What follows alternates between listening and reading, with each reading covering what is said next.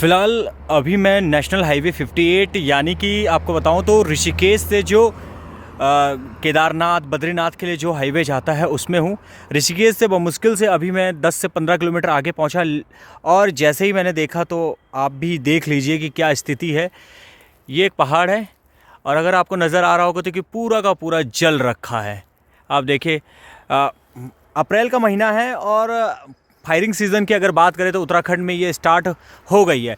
फ़िलहाल अगर आप थोड़ा सा मैं आपको जूम करके दिखाता हूँ, शायद ना दिखे, वहाँ तक मैं पहुँच भी नहीं पाऊँगा इतना जल्दी। पर ऊपर आप धुआं देख रहे होंगे, ये धुआं जो है यहाँ पर आग लगी हुई है। लगातार कहा जाता है वन विभाग द्वारा कि हम सब कुछ कंट्रोल में है, हमने ग्रामीणों से बातचीत कर रखी है, हम सब कुछ कंट्रोल में रखेंगे, आग नहीं लगेगी। बावजूद इसके कई सौ एकड़ जो ज़मीन है, जंगल की जो ज़मीन है वो जल जाती है। आप देखिए किस तरह से यहाँ पर पूरी तरह से आग लगी हुई है और जितना ऊपर तक ये पहाड़ जा रहा है वहाँ तक आग लगी हुई है और इस आग को बुझा दिया गया है शायद, या खुद बुझ गई है। लेकिन इससे एक नुकसान जो होता है वो वन संपदा को होता है, जंगली जानवरों को होता है। न जाने कितने पक्षी यहाँ रहे होंगे, कौन से जानवर इस पूरे जंगल में रहे होंगे और उन सब को कितना नुकसान हुआ होगा, कई तो मर गए होंगे।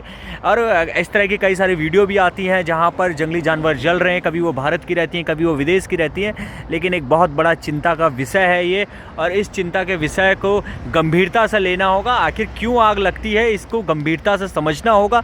कहा जाता है कि ग्रामीण आग लगा देते हैं, कभी कहते हैं कि जो स्थानीय लोग हैं वो अच्छी घास के लिए आग लगा देते हैं, आग लगेगी तो बरसात होगी, कई सारी चीज़ें कहती हैं। सामने धुंध है पूरा का पूरा, अगर देखें तो पूरा इधर धुंध है क्योंकि उस साइड भी आग लगी हुई है।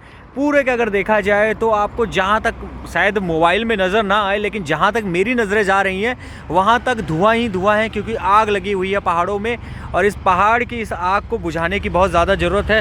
फ़िलहाल आप देखिए ये ज़्यादा देर में बुझी भी नहीं है, ठीक यहाँ सामने में भी अभी तो धुआं निकल रहा है और इसी तरह की स्थिति पूरे पहाड़ों में है, जबकि ये तो देहरादून से पास है, ऋषिकेश से बहुत पास है।